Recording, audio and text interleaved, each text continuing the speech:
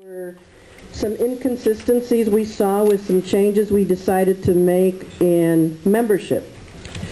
And the first page shows you a summary of the changes we're proposing, and the yellowed pages show you where they're coming from. Because of SB 1070, Prop 107. Prop 107. oh, it says SB 107. Okay, I thought Prop 107. We had to, thank you. We had to update our language to stay at least within our language within the law. We are continuing to serve the students we intend to serve. So we are striking the word Hispanic, but that's all we're doing on paper. So the new language would read, to promote academic excellence among students at the University of Arizona. And that's purely to help us comply with the law, which is law right now. But we are intent on reaching the Hispanic students that we're wanting to assist. The second change is switching undergraduate to clarify our student member category. And you'll read the line, any person who is a current undergraduate student of the university may become a student member by paying the dues pursuant to section 3.4. And we wanted to clarify, it just said student before. We mean undergrads. The next change is we're changing the meaning of what we mean by honorary members. In the past, it meant members that we selected for a one-year gift type of membership, free membership, and now honorary members we're changing to read to honorary lifetime memberships. And this will permit these members, the board will vote on these people whose names come forward to give them full membership privileges for life.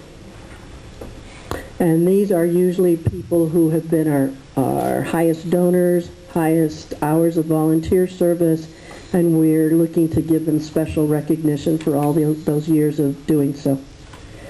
And so it would be an honorary lifetime membership. What's different then is what we used to call honorary memberships will now be called gift memberships, meaning we are giving that member a gift of a free membership for 1 year. And finally, different language that will read as needed. The executive committee may ask chairpersons or co-chairpersons of the standing committees to participate in an executive committee meeting to provide information. That's 9.1 for standing committees.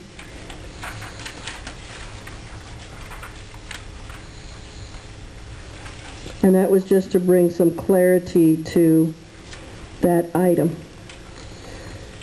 Any questions? Chris, if you want to say anything further on those membership clarifications? So, If you have questions, let me know. Mike? I have a question. For section 3.2, the addition of undergraduate, is there a reason why? I mean, I would think if you left it as student, it's open then to undergraduate or graduate students, and now it just seems like it's a little more. Actually, Mike, in saying that, I think you're right. I think on this one we can go back to it and look at the language, because Chris, weren't we trying to clarify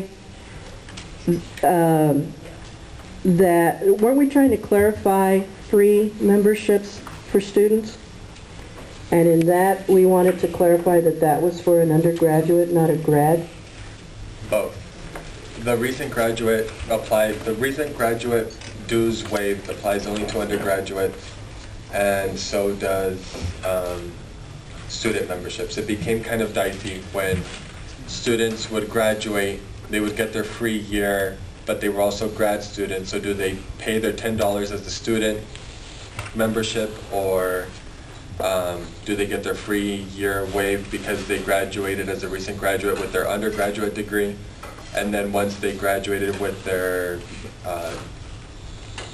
with their what? Graduate degree. Graduate degree. Thank you. Once they graduate with their graduate degree, then do we give them another year's free recent graduate members? So the membership committee decided that after your undergraduate degree, then while you're undergrad, you get your student membership, and then after your undergraduate degree is your 1 year free waived as a recent graduate, and then you're back to a general member. And only for undergraduates. Only for so a grad would pay a full price membership. Yeah, and then it also became a problem also because a lot of people went back to school after a long time, so we would have to transfer them from being a general member back into being a recent, or back to being a student, and then back to a recent graduate, so it was just a lot easier. Okay. And to streamline the process to leave it as undergraduate. So the purpose is to target our undergrads and new grads, new graduating seniors. Yes. So they're the ones who we are extending as students $10, and as recent graduates free for 1 year. Yes. And they're the ones you gave the little keychain to. Yes. Okay. Other questions? And that's any grad, not just May graduates, December graduates as well, or August. If there are no other questions, will the members please raise your hand if you agree to these changes?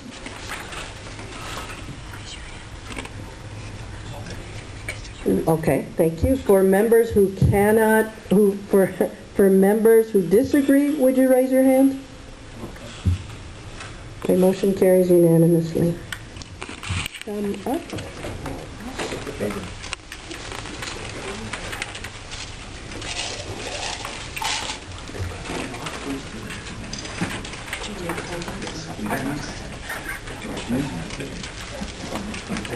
Okay, so we are here with a purpose other than voting on bylaws. We get to do something fun tonight, and that is present some awards.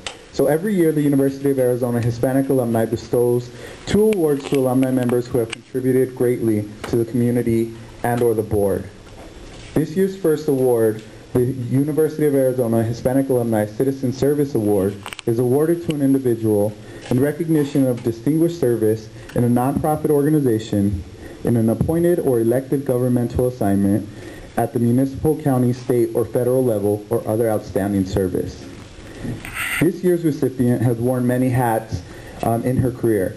She has been a journalist, she has been an author, and most recently as an abuelita for the Chicano-Hispano Student Affairs.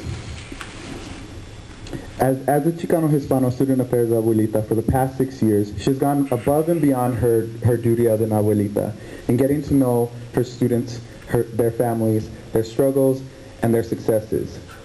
She has taken time and been an unwavering advocate for students, a teacher, and a supportive cheerleader. It is with great pleasure that I present on behalf of the University of Arizona Hispanic Alumni Board this year's recipient, Rosalie Crow.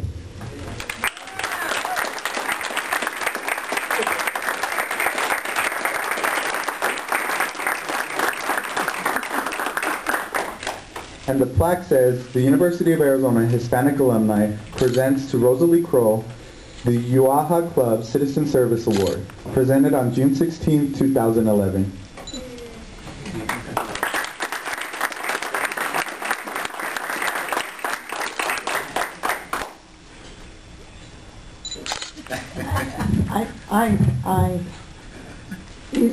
I get a great deal of pleasure out of being with the students, and so this is sort of,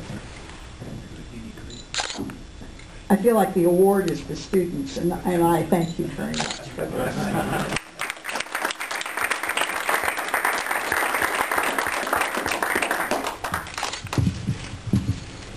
The second award, the UAha Service Award, is presented to a member who has demonstrated outstanding service and loyalty to the University of Arizona Hispanic Alumni.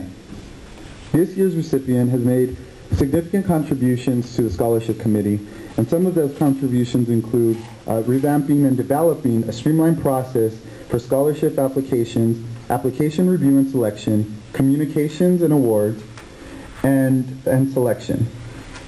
In addition to this year's recipient has also contributed greatly to the University of Arizona Hispanic Alumni Retention Committee and has helped to produce several uaha materials, including the Portraits of Excellence program.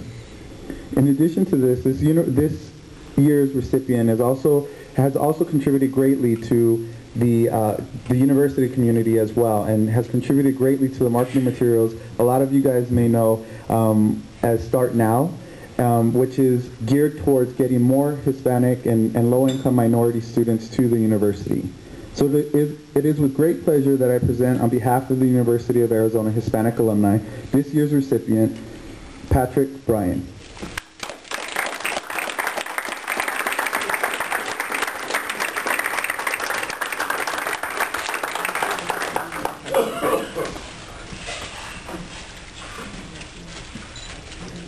So the award says, the University of Arizona Hispanic Alumni presents W. Patrick Bryan the uaha Club Service Award, presented on June 16, 2011.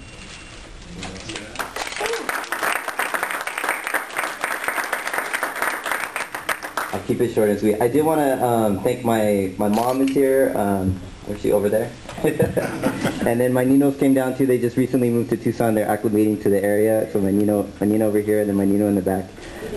They set an excellent example for me just in terms of they served on many committees. I know when I was in everything from elementary school to middle school and high school, and were a great example. I know that I'm just kind of following in their footsteps. Although you know, every parent wishes better for their children, and you know, they went to ASU.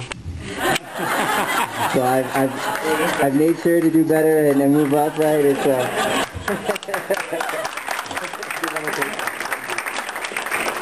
and then just thank you to the board. Mike has been excellent to work with doing the scholarship committee. He has a ton of great ideas and making this happen. It's been a wonderful learning experience just kind of working with Mike on the board. Thank you.